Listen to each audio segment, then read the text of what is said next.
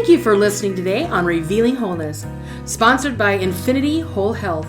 Check out our website at infinityWholeHealth.com, where we are revealing the eternal in each individual, the infinite in the individual. The creativity is made manifest. Limitation is let go. Now, here's your host, Dr. Troy Munson. Hello and welcome. I'm Dr. Troy Munson. And on this podcast, we're going to be covering synthetic versus natural. What should we be looking for? Is there anything that we should be aware of?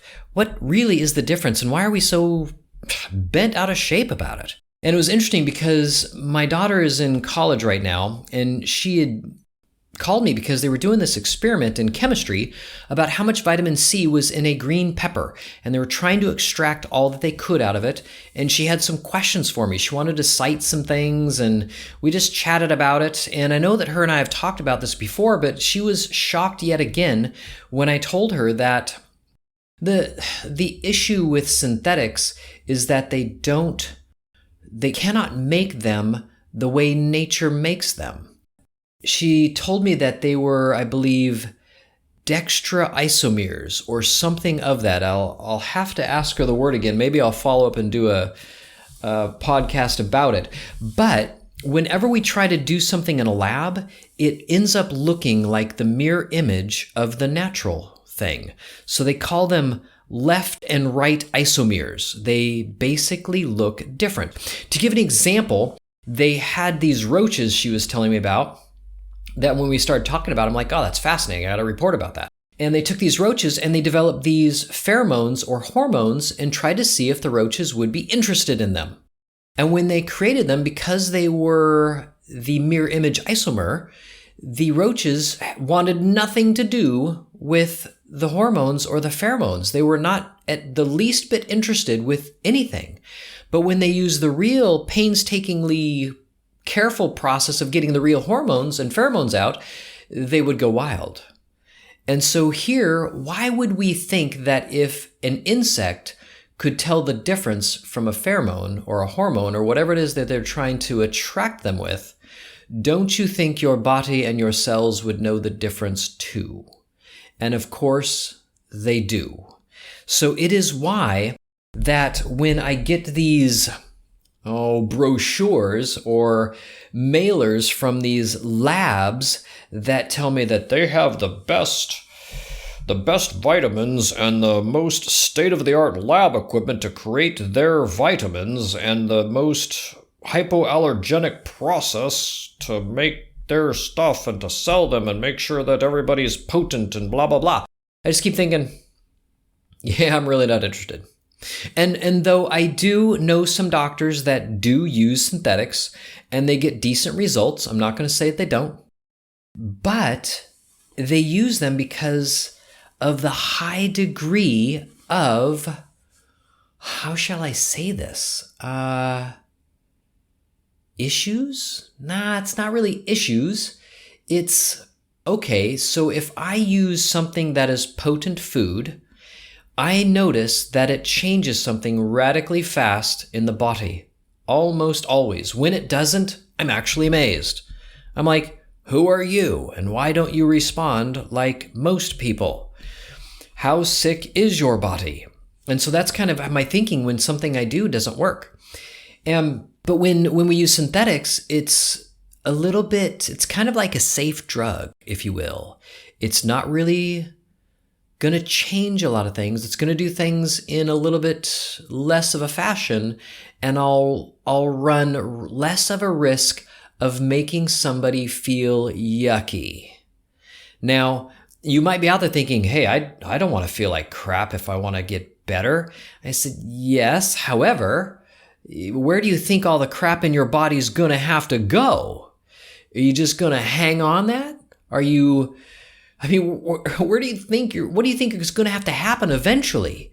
You're going to have to do some form of cleansing. Now, while I will tell clients, hey, I'm expecting this to kind of make you not feel so good. And so I want you to start slow. If you notice some congestion and flu-like symptoms, stop everything. Let's start again in a week. But I'm going to have you come in and we're going to do some things to work on your liver a little bit beforehand. if we already know via blood work and other things that your liver is not very happy with you and that you get congestion all the time and you have a lot of allergies and you have maybe some hand weird symptoms or some foot weird symptoms, or you can't handle dairy and fats are like no-go for you, or you already have your gallbladder out because it's been so bad. You've got constipation, you got diarrhea, you got them waffling back and forth, you haven't gone every day since you don't know when.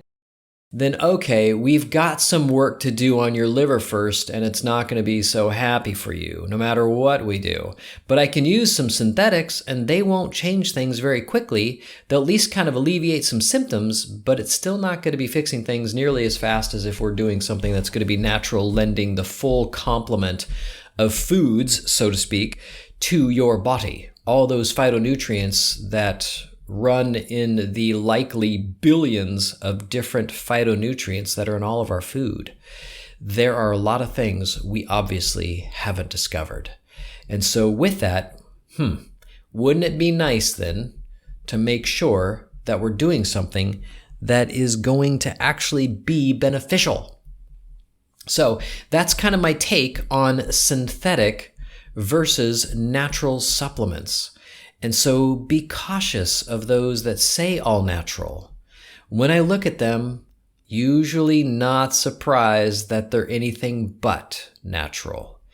They usually have these values that are exact, like 100 milligrams, and it happens to be 100% of your daily allowance. If I see that time and time again, I know they're synthetic, because you can only do that with a synthetic. So to give you an example, like vitamin C that my daughter and I were talking about, of the whole vitamin C complex, 0.01% of it is actually ascorbic acid. There are more than 500 things that make vitamin C complex what it is. The ascorbic acid is only the outer covering as a preservative to protect all those highly reactive phytonutrients that we haven't even begun to name within the vitamin C complex itself. There are J factors, there's vitamin K factors, there's vitamin P factors, there's tyrosinase, which is an enzyme that uses copper as a cofactor to make that enzyme work faster at breaking down and tearing down scar tissue, inflammation, liquefying fluid to get stuff out, and basically detoxification. So there's a lot that goes into the real vitamin C complex.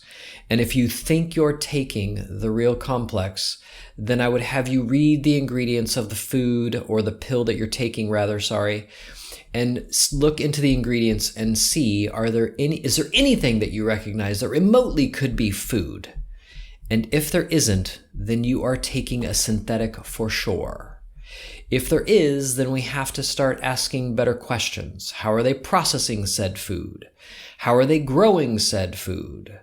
Could you go on their website and they'll show you all their farms and their soil and their procedures and their drying techniques? Will they just kind of expose it all to you because they're so proud of what they're able to do? Then I would say you probably have a company that's pretty good. I'd go with those. But if you don't, then I'd be questioning it a bit. I'd be a bit concerned, because anybody that does something well, what do they want to tell you? They want to brag. They want to tell you what they do well.